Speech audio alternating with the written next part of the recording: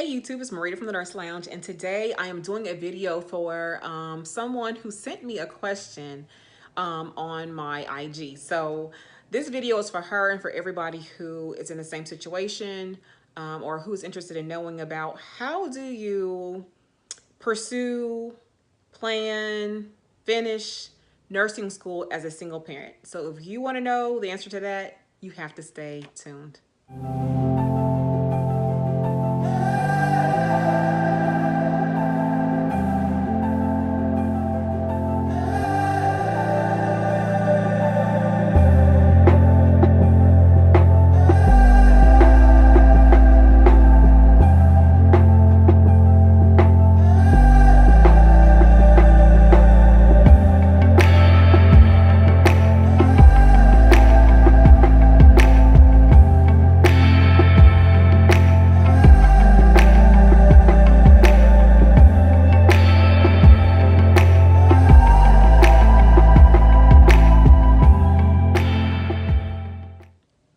All right, so we're gonna jump right in. I have my note cards per usual because I want to make sure I stay on track, and I wanna make sure that I answer the question that she actually asked.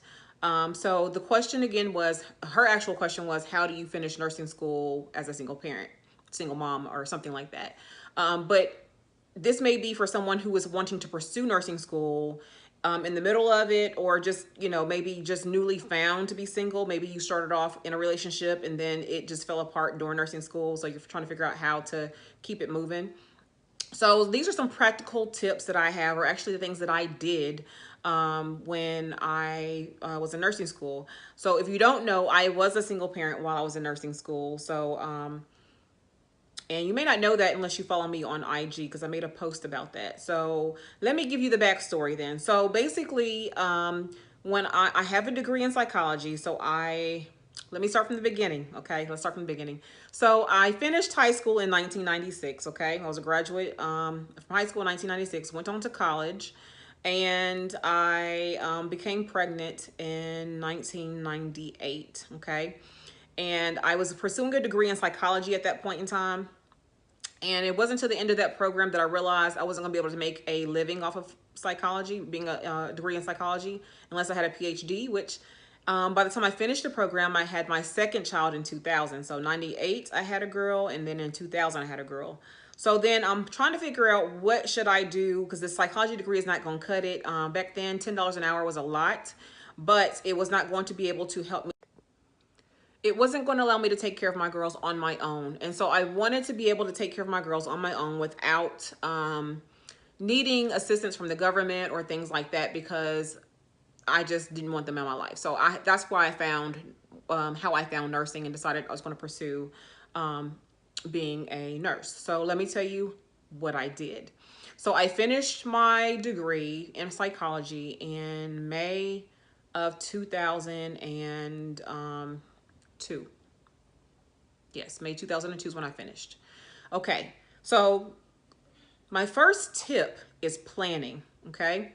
So before I finished that degree, I already had a plan for nursing school. So my planning actually began shortly after I had my daughter in 2000. She was born in December of 2000, so maybe around June of 2001. So we're talking about a good year before I finished that bachelor's degree in psychology. It did not make sense for me, to be honest with you, at the time to change majors, which is something that people would probably do, is just change majors. I had a year left in that program, so it made more sense to me at the time to, and still today, it kind of makes sense to me today as well, but to finish that degree and then go ahead and get another degree in nursing if that's what I was going to do. So instead of changing majors and all that.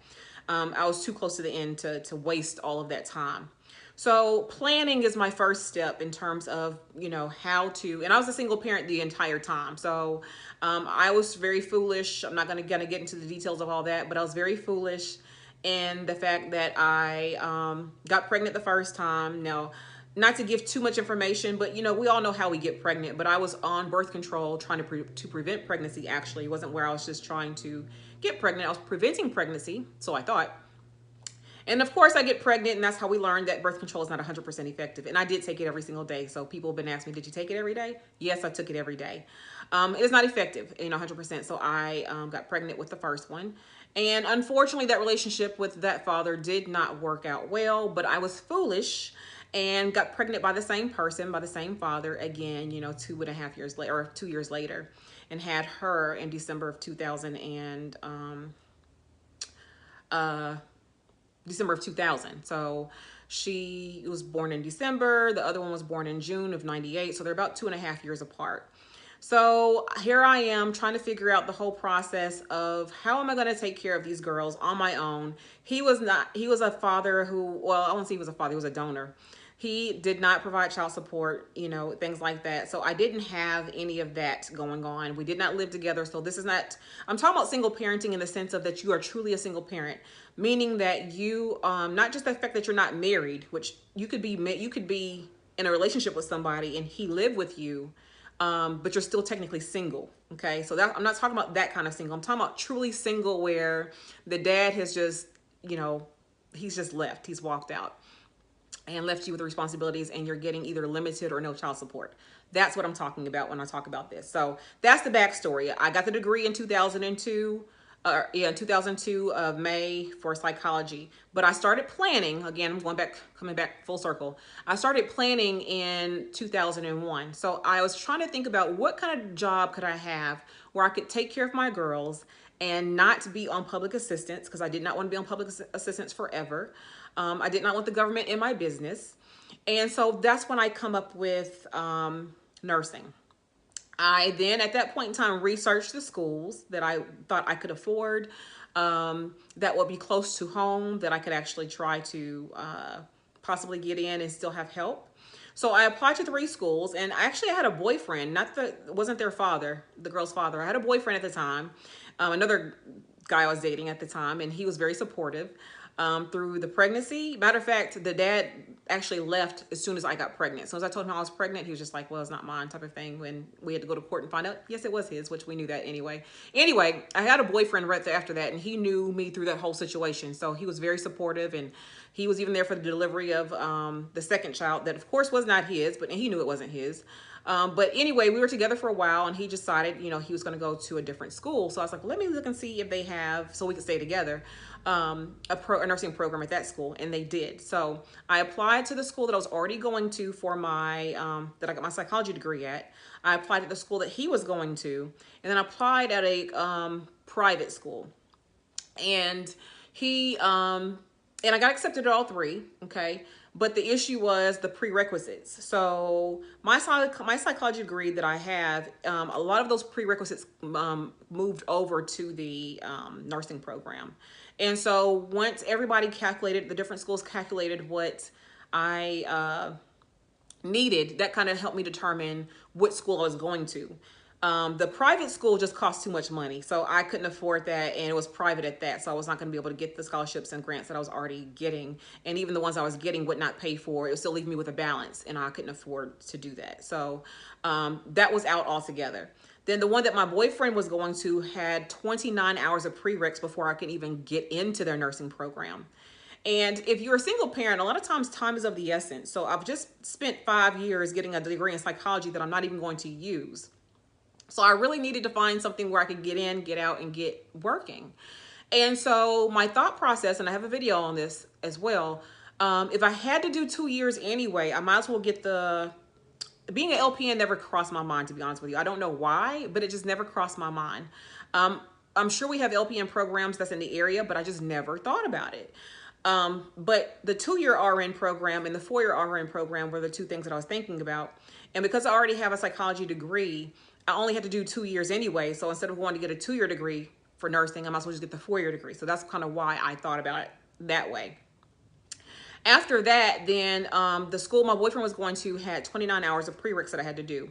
The other school that I got accepted into, which is the same school I got the degree from psychology in, had 12 hours of prereqs. So there you have it. You know where I'm going to have to go. Not only did it have 12 hours of prereqs, but compared to 29, it was in the same town that I was already living in, so I wouldn't have to move and things like that. So I had support there as well. So that was just a no-brainer for me that I'm going to have to stay in the city that I'm already in. So I did that. I applied by their deadline to see about getting into the school. Like I told you, I got accepted into the school. I was accepted. Now, mind you, I still had a year left to finish this program, and they only accepted once a year at that point in time, and they accepted 80 per year. So I had to get everything in early. But everything was contingent upon me finishing this other degree with good grades, because you had to have a certain GPA to get in. So here I am at the very last year trying to, make sure I do really, really good in my psychology classes so that I could actually, still be unconditionally accepted. I was conditionally accepted pending the other degree in my GPA. So I wanted to be unconditionally accepted. So I had to finish with, very strong. So I was diligent about making sure that if I needed to repeat classes, I repeated those classes. I definitely repeated anatomy and physiology about 3 times. The third time was the charm. So I passed it the third time. Well, I passed it all times, but I passed it with a B the third time. The other 2 times I had D's. So be mindful that you may have to plan in terms of, repeating classes that have, a good chance of getting into these programs. You may have to think about where you're living and who you're living around to see if that would be supportive to you and things like that. Keep in mind, you'll have clinicals that you'll have to do. I did research my school as well to make sure that, hey, what do they require? Do they require clinicals? Do you have to travel far for these clinicals? Is something I could do with my car that was sometimes acting up? I had to consider all those different things. So planning was my number 1 step in trying to make sure that I was going to be successful, because I was already a single parent. It's not where he had left, midway through a program. I was already, struggling. So I just make sure I planned, and that way it would be hopefully a seamless transition from one program to the next. So I graduated in May of 2002. I had those 12 credit hours I had to get in, and those classes were 2 chemistry classes and a microbiology class and their labs that I had to get done. So I did do that during the summer. So I graduated in May of 2002. Nursing schools were supposed to start in August of 2002. So I ended up doing those classes in the summertime. And if you know how a summer session is, it is cram packed. So imagine doing 2 chemistry classes and a micro class and their labs all in the summertime. So let's see, in 2002, that means that my oldest daughter was, let me see, she was born in 98. So she was 4. She turned 5 that summer. She turned 5 that summer, I want to say, or 4. I don't remember. See, 98 to 2000 is 2 years. 2002 is 2 years. So she was turning 4, I think, that year. And then the baby was going to be 18 months around that time. So I had a 4-year-old and I had an 18-month-old at that point in time for to get those prereqs done. And will I tell you that was challenging? Yes, it was. But I was so determined to get into this program that it is what it is. So I had childcare lined up, of course. If I had to study, I studied, but I got it done. So then let's fast forward. So now you're in the nursing program. This is the part that she actually wanted to know. How is it that you were able to maintain and finish a program while you are in a program? So the first part I was telling you was planning, which you should do that before you get into a nursing program if that's your situation. If you're midstream, the rest of this information will help you with that. So here's my note card. Planning was number 1.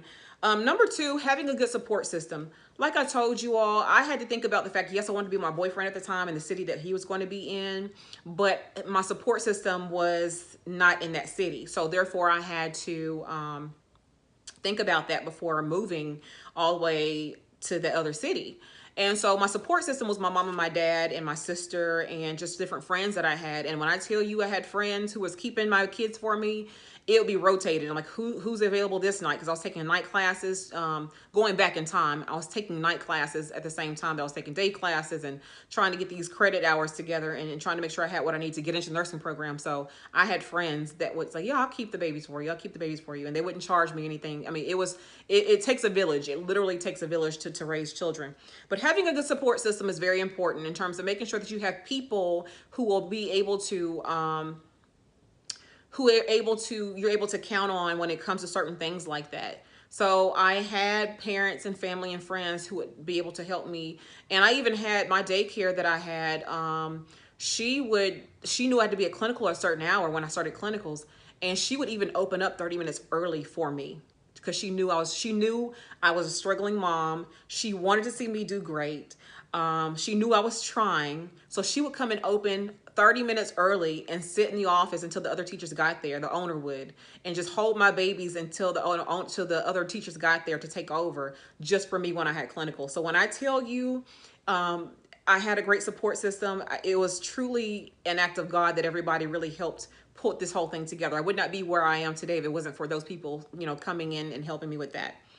The next one is childcare and have a backup plan. So I had childcare arrangements. They went to daycare every day.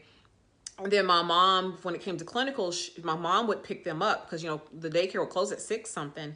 And we had to go to a certain hospital to do our pediatric clinicals. And this is what was hard because those clinicals were at nights. So we had to have clinical from 2 to 11, I want to say, in a different city. So we had to travel about an hour. With traffic, it was an hour and a half sometimes. And so my mom and dad would go pick up the girls from daycare, and they would come to my house, my apartment, and feed them and get them ready for bed. And then they would just sit there until I came home about 11:30 midnight. And then they would go back to their house. So if I didn't have them as a support system at that point in time, I don't know if that would have been possible, but that's how I did it. I had a support system. When I say a backup plan, have a backup plan. As you know, children get sick and they can't always go to daycare. Or there's times where there's inclement weather and they're going to close early or something like that happens. Even if your children are in school, in regular school, you got to have a backup plan for somebody to pick up your children, because when it comes to nursing school, they don't play that. You have to have a plan. So you have to have somebody who, a lot of nursing schools are very rigorous and are like, you need to have a plan already made before you enter a program like that. Do not come here to the program thinking that, oh, well, I'm gonna have to go home because I don't have anybody to take care of my kids. That's something you think about prior to getting into nursing school, is who's going to take care of my kids in case I have to go to clinical, whatever. Because a lot of times, you just cannot miss clinical or class or a test or things like that. For us, we had to be like literally either dying, we had to be in jail, or in the hospital before we were able to miss anything for any reason, period. That's how rigorous our program was. They didn't play with that. So have childcare, have a backup plan. The next thing I have on here is public assistance. Do not be so prideful that you will not go get on public assistance, meaning that you're not going to get on welfare, food stamps, WIC, whatever you have to get on to survive, that's what you have to do. Keep in mind that you will be paying into that pot when you finish school anyway. So the same things that you're benefiting from society paying when they go to work and it comes out their taxes, you're benefiting from it now, but you're going to pay into it later to help somebody else. So don't be so prideful where you can't go down there and get in line and go get your food stamps or whatever it happens to be. There are times today that I wish I can go down there and get in line and get some food stamps and things like that, because sometimes we're like, things are kind of rough. So be mindful of that. Don't be prideful. I was on every program there was. Anybody who was helping anybody, that's where I want to be. So I had child care assistants through, at the time, Department of Human Services. If you went to school full-time, went to school and worked, or I think either worked full-time or went to school full-time, or whatever happened to be. At that time, it was went to school full-time and worked part-time or something like that. They would pay for your child care up to a certain point. So it's like the voucher program. So that's what helped me. And I was paying like $6 a week for child care because I was part of the voucher program, because I had to pay something, but I just have to pay the full amount of child care. And if you know anything about how much child care costs, it's in the thousands per month for one child. So imagine, depending on age, so imagine what it is for 2 children.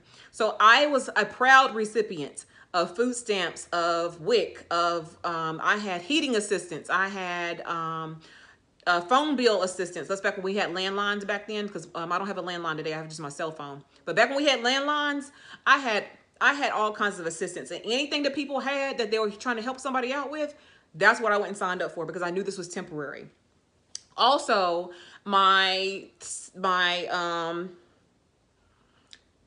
the way my grants work, because I had children at this point in time, now I qualify for actual grants and things like that. So I got grants to go to school, scholarships to go to, well, I didn't get any scholarships, but I had grants to go to school. And so those grants paid for my nursing school. And so that's what helped financially with that. Public assistance, helps with the food stamps, helps with the food. WIC helps with food. I had housing assistance because I lived in low income housing. So think about that. I did not want to live with my mom at that point in time. I could have, and she would have allowed me to. But as you know, when you're 22 years old, I was 22, believe it or not, when I was I 22? No, I was 24. when I started nursing school because I already had that other degree. So I was 24 when I started nursing school, and I just wanted to have my own place, my own rules. I wanted to have company over, and my mom wasn't going for that. And anyway, she's like, "That's what got you in that situation in the first place, where you got these two kids that's having company over." So you don't want to hear that at 24, whatever age I was. I was like, I'm grown, I can do what I want to do. But yeah, that's what got me into that situation anyway. So don't be afraid to have to be on public assistance. Go research and find out what is out there to help you in terms of finances, in terms of light bills, in terms of rent. I lived in low income housing. It was not the best. It was not where it was, the best place to live. We had roaches that I had to go and get, fumigate the apartment all the time. And we got that under control. I was paying $30 a month for my rent at the time. But I did what I had to do to survive, to take care of my baby so that I could be where I am today. And I'm not still where I want to be even today. I'm pursuing a doctoral degree now. And I'm still struggling with some of this, not the same issues, obviously, but making sure I have childcare, making sure that I have, when I go to campus every semester, that somebody's going to be able to get my kids off the bus. Somebody's going to make sure they get to school the next day. I'm having the exact same issues now that I did then in planning. So I'm always planning what's going to happen when I'm going to be out of town for school or whatever. So don't be afraid to use assistance. That's what it's there for. If you're using it the right way, you'll get on it, use it for when you need it, and you'll get off of it so somebody else can use it. If using it the wrong way, you get on it and stay on it. Okay, that's not what it was designed for. So and then I'm paying it back. Okay. Another thing that I did was when it came to study groups. So I mentioned this in another video as well. When it comes to studying, it's very difficult to study. When you need a study group, it's very difficult to study and you have children. So what we did was I had a certain group that, that we all like to study together. And a lot of us had kids. So we rotated houses with our kids and we would bring the kids with us. So for instance, and when it was at my house, I would have some snacks, some pretzels because we can't afford nothing else. So something, water, whatever, so just some snacks, or somebody would bring some food with them. We would study, and I had an area set to the side for the kids to go play. So we would watch our kids, but at the same time, they would have playmates, so to speak, because we had no choice. We couldn't go to the library with all those kids. At night anyway. During the day when they were in daycare and I had some time off, I would go to the library to study. But that's not realistic when you have to study at night and you want to have study groups and you have group projects that you have to get done. So it's whoever's turn's house it was. And then we had some people who their children were either adults or they could just stay home by themselves. So they would still come and rotate with us. They would say, oh, just bring the kids to my house. My older kids will watch them. You have to have good classmates in order for that to happen. And we did. I had some really good classmates where we just rotated houses and, we studied and we just did what we needed to do.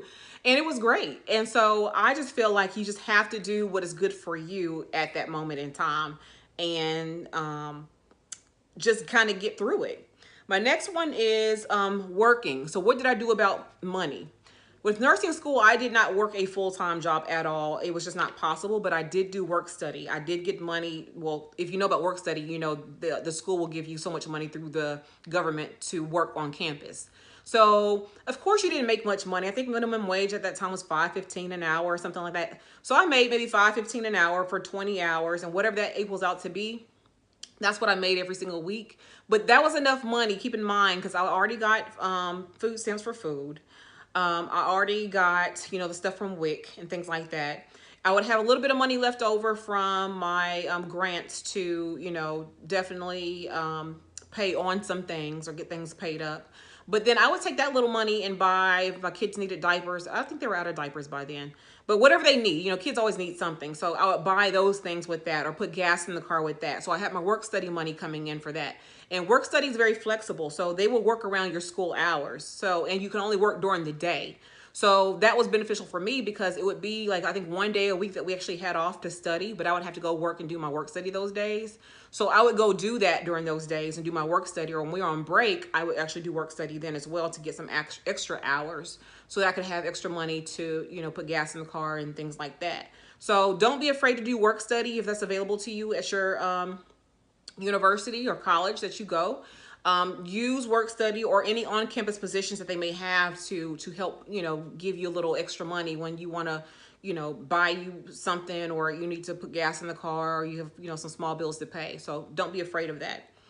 Housing. I mentioned this earlier. I lived in low income housing, but if you still can live with home with your parents, feel free to live at home with your parents. You have to come up with ways in which you can make it work for you and for whoever you're staying with. For me, I was just at a point in my life where I'm like, no, I want my own place. I want my own, time. I want to do the things that I want to do. I wanted to invite company over, and my mom and dad was not going for that. So I had my own place, and it was filled with hand-me-down furniture, so nothing matched or whatever, but I did not care because it was my own place, and I think that for me is what I needed. But if you don't have the ability to do that, then find somebody, maybe a roommate or something you can stay with, to make it easier for you. You need to have a plan for when things do not go well. So I never wanted to be kicked out of anybody's house, or I didn't want it to be where it's in somebody else's name and then I had to get kicked out. So I always wanted my own space, and that's just what worked for me. And like I said, I had housing assistance, so therefore my rent was $30 a month. So if I went to work, to get that $30 and make sure I had money in my car for gas. And then I was good to go for the most part. So look into low income housing. Look to somewhere that's safe that you can stay. Mind you, a lot of low income housing is not the safest, but find somewhere that's kind of safe that you can be, and that you can really enjoy, not enjoy, but really live and not be fearful of where you're living. So that worked for me. Having a housing plan is good. Money, grants or scholarships. How are we going to pay for school? A lot of times you can apply for different scholarships. So you need to go, this is part of the planning phase as well. You need to go ahead and be looking online in advance and seeing what scholarships are out there for either African Americans, if you happen to be one, if there are minority scholarships out there for nursing, or maybe there's nursing scholarships available for your county or city that you live in that they're giving that to. You have to be diligent about getting the money. We had something called Workforce Essentials that was giving money for nursing school to people who are, let's just say, disadvantaged. And that's not the term that they use, but that's basically what they meant. And that's basically who I was, just disadvantaged. I was a minority. I was a statistic. Let's just say it like that. I was a statistic. I had children out of wedlock. I was African American, or I am African American. I'm a woman, and let's just say I played into that. So since I happen to be the statistic that you all required to get this money, that's what I'm going to be. So I got a scholarship that they paid to the school. I think it was about $8,000 at the time. Now, mind you, that may not pay for nursing school today, but it paid for it back then. And so they gave me the money for that, had to do nursing school. The way that scholarship worked was that you had to, actually did get a scholarship then. That was a scholarship. You had to work 2 years for a HCA hospital. So upon graduation, to keep that money and not have to pay any of it back, you had to work 2 years for a HCA hospital. So they gave me $8,000 for school. They also gave me a $50 stipend every 2 weeks for gas while I was in school. So it'd be like a little form that I would have to get signed by an instructor to say that I came to class or clinicals or whatever it happens to be. And that was a $50 check that I would get, that they would mail to me every 2 weeks just to put in my gas so I could go to school. And so again, I capitalized on everything that I could that would help me get through this process, because at the end of the day, I'm giving all that back today. So to help somebody else go to school, I'm giving all that back.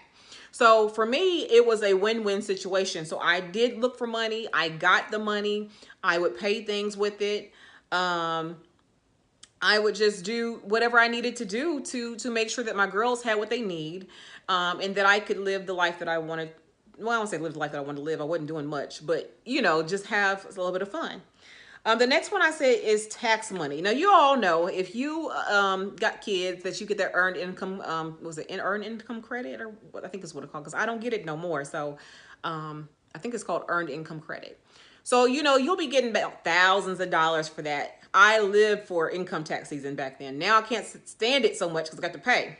But, that's the privilege, I guess, of being a nurse. But that tax money. So what I did with that tax money, I learned very early to pay my bills up. So I would pay the rent up for so many months. I'd pay my car for so many months, insurance and things like that for so many months. I also, for my kids, would buy them everything for the next, say, season, like almost half a year. So if my kids were in diapers, I don't think they were in diapers, but I think one of them was in pull-ups. I'd buy, say, 5 boxes of pull-ups and five or so many things of wipes, and I would just stack things up. If you had, let's say, for instance, right now, this time of the year, well, school's out now, but let's say it was January right now, and I knew spring was coming and summer was coming, I'd be hitting up every store that I could find to go ahead and get, for one, I'd be going to, I used to go to Sears back in the day when Sears was hot, but Sears, and go to their clearance rack, and I would buy my girls' clothes for the next year. So it would be stuff that they don't mark down to, say, $2 or something like that. And I would just go, up a couple of sizes or whatever it happens to be what I thought they were going to be the next season. And I would buy all kinds of clothes for them for the next season. And then I'd go to Walmart or wherever and put a layaway in, or somewhere like that, put a layaway in.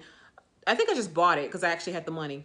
I would go get all of their summer clothes. I would get all of their, spring and summer clothes, all the shoes that I needed them to have. If they needed new barrettes and hair bows for their hair, new panties or new whatever they needed, socks, I bought everything for the entire season. So that way they didn't need any panties, pull-ups, or if they did, I could use my extra money for like my work study job to go, to buy those things. But I wanted to kind of bulk things up so that I would have extra money and not have to stress and struggle about that. Nursing school is hard enough to have to worry about, where your pull-up's gonna come from, or where where the baby gonna get some socks, or their Easter outfit, or their summer outfit, or their sandals for the summer. Buy that stuff in advance and stack it all up. So, you can't get your hair done, can't get your nails done, you can't do things like that. Remember what your priorities are, which is your children. If you have, well, we're talking about single parenting, so yes, your children. Remember that. Take care of them first. Don't worry about getting your hair done. Don't worry about getting your nails done. Throw a wig on, okay, if that's what you got to do. Wash your hair at home, if that's what you got to do. Get in the sink, get in the shower, wash your own hair. You don't have to go to the salons and do all that stuff. If you do it once or twice, that's fine, but you're finding that you don't have money for different things because your priorities are not straight. Make sure you do all that stuff in advance. Get your stuff and learn how to do things. YouTube it. Do it yourself type things. Do those things and be frugal while you're in school so that you can have money and not to stress about that aspect of life, because that will always, always be an issue. Something will always come up. So be ready for those types of events. The next thing I put on here is having an outlet. Now, this may seem like it's not a big deal, okay? But it was for me. Having an outlet, meaning that I needed to have an outlet for, my fun time. So if you have a boyfriend, or a male friend, or whatever y'all call yourselves doing, plan some time to go to a movie every so often. You can't do it all the time, because of school and childcare and all that. What I did was, I would be so tired from school that I would have a date night, but since it would be somebody that I'm just casually, not per se dating, but I didn't want to introduce to my kids, my rule was you could not come over until the girls were asleep. And you had to be gone before they got up the next morning. So that was my way of having male company over, because I wasn't dating that guy anymore because he went to a different school than I went to, and it just kind of fell apart. You know how that works out. So I just kind of always made it a plan that when I had male company over, that he would have to come when the girls were asleep, and then, be gone in the morning. If we got serious, then that'd be something different where I would introduce him to the girls. But, for the most part, if you're just having fun or whatever you're doing, do that while your kids are away or asleep or whatever it happens to be. Or if you do have a situation where the father does come and get the kids, the biological father does come to get the kids, make that your fun weekend to go do things. My situation, he was not involved at all. So I had the kids 24/7, unless they were in school or something like that. My mom had them. So I didn't have that luxury of dad coming to get them every other weekend for me to go have fun. It was more so the girls had to be in bed. You come over, we watch a movie, then you had to be gone before my girls got up. And that's kind of what I did. Have a date night at the house. So, like I said, bring a movie over, do something at the house when the kids are asleep. They don't need to be, you don't need to be introducing people to your kids that's just a fling or whatever you're trying to do. So be mindful of that. Have friends over, female friends over, have people that you can talk to about, oh, I'm so frustrated with this and so frustrated with that. And, people who are like-minded, they will help you. Part of this journey, this nursing journey, is the mental aspect, and it's getting through it with other people. I tell you, I struggled and struggled and struggled with nursing school because it was very difficult, but I had an outlet. I had people that would definitely, like, how's school going? And we could talk about it on the phone, or we would come over to do our study groups. We would just vent for 30 minutes first, and then we would get into our studying or whatever we would do. I had this one male friend. where he would take me out to eat every Friday. So he got paid, I don't know when he got paid, but every Friday I knew I could look forward to a good meal where I didn't pay for it. And he was somebody that I knew for a very long time. So the girls knew him. So he would take me and the girls out to dinner every single Friday. And he was just a good friend like that.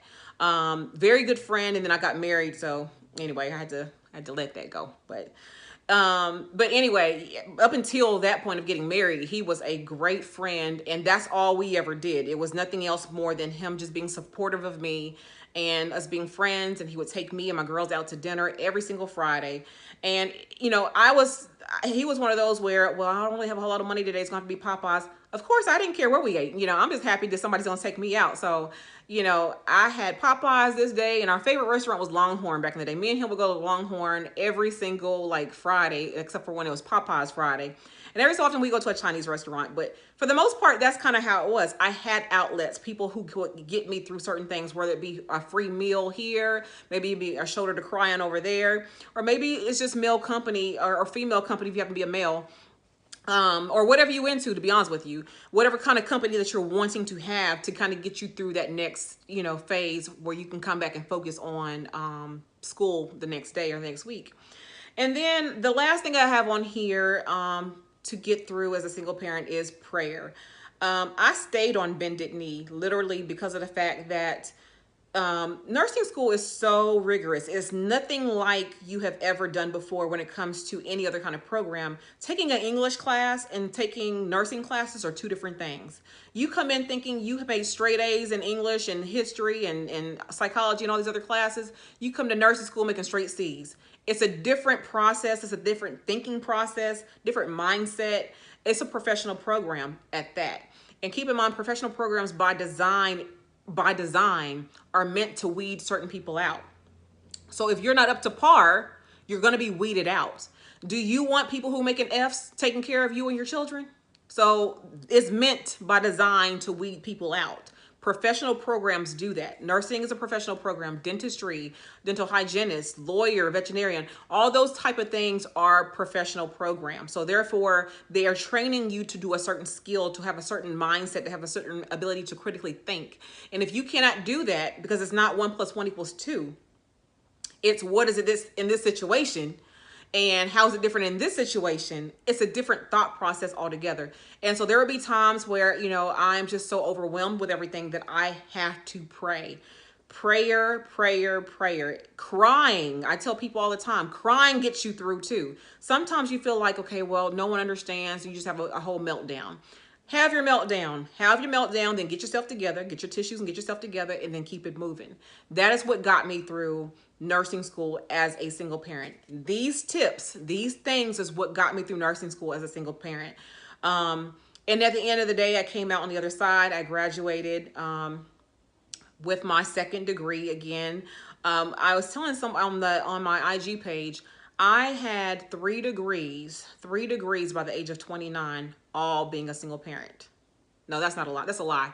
My master's degree I got when I was 29 years old, but I was married by then. So I got 2 degrees as a single parent. The third one, we got married in the middle of that. So anyway, I got 3 degrees by the age of 29, 3 babies, because I was pregnant when I walked across the stage with my master's degree. And I'm working now on my 4th degree as we speak. Some of these same tips that I'm telling you about are still what I'm using today for my doctoral journey. So yes, I have a house now, but this house right now I'm renting. I didn't even buy a house yet. I'm not buying a house until I finish this doctoral program. So I purposely found a house that was cheap because I wanted something in case my program required me to cut my hours back, and it did.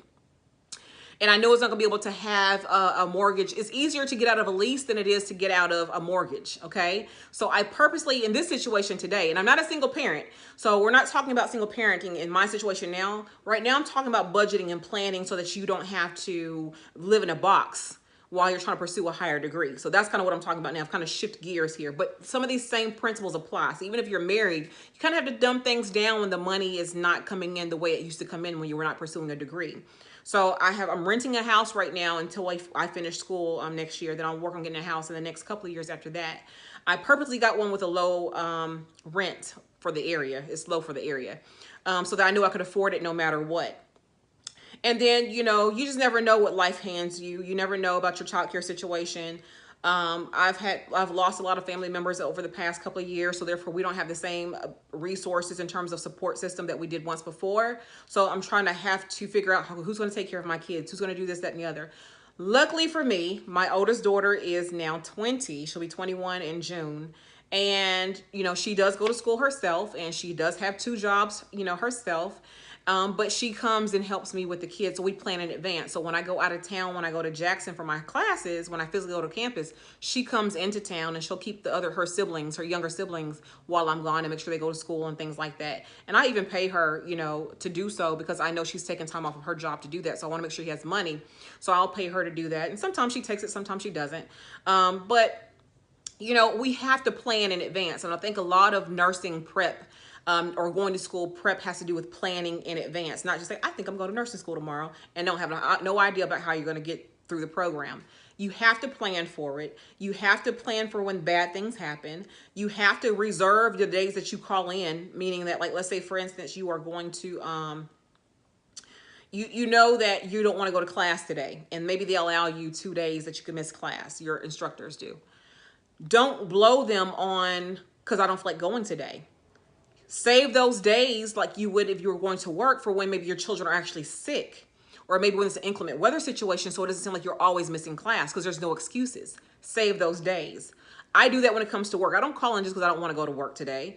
I reserve those days in case my kids are sick and I have to stay home with them.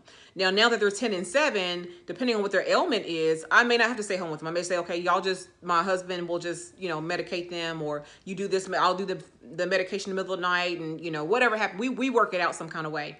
But what I'm saying is you have to have a plan. So hopefully these tips have been beneficial to you in terms of the single parenting issue, getting through school, getting through nursing school, starting your nursing plan. So if this is not your situation, it may be your situation in the future. You never know what life may hand you. Sometimes people will just up and leave for no apparent reason. And I will say this, nursing school in itself causes a hardship on a lot of relationships.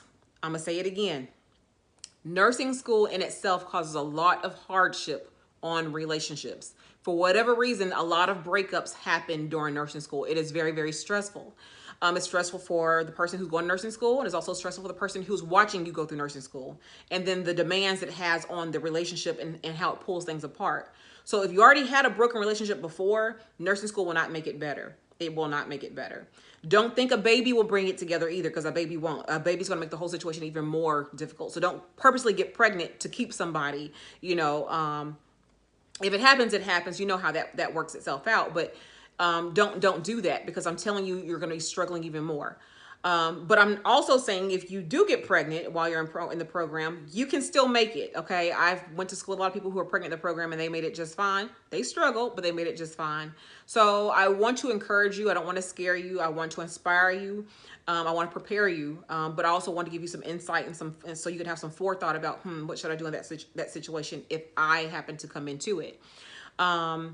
Get on some birth control if that's what you're going to be into doing. I don't know when you'll have time to do all that, but maybe that is your outlet. So if that is your outlet in terms of getting stress relieved, then maybe you need to make sure you're on some kind of birth control, so that you can kind of control, shall I say, when you decide to have children.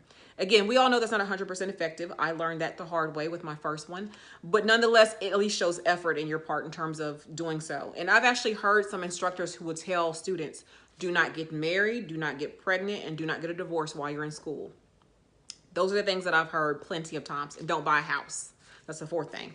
Don't get married, don't get pregnant, don't get a divorce, and don't buy a house while you're in nursing school. Why? Because they're all, even though some of those things are great things, sometimes getting divorced is a great thing for some people, but getting married is a great thing. Having a baby sometimes is a great thing, depending on your situation. Buying a house is always a great thing, but it's so stressful to do so. So be mindful. Do not do those things. If you don't have to, if you have a choice, while you're in nursing school, focus your time and attention on the program itself, so that you could be successful, and then you can move on to the next chapter of your life, which may be getting pregnant, getting divorced, getting married or buying that house that you wanted to have. So anyway, thank you so much. I think that IG follower for that question that she had, hopefully this answered her question and many, many more. Please subscribe, hit the notification bell so you know next time that I upload. What else? Let's see. Follow me on IG. The icons are at the top up there. You can find whichever one you're interested in. If you're on my plus size journey or if you're into my nursing journey, then therefore you can go to either one and follow. But until the next time, you all take care. Let it loose, let it go in a way.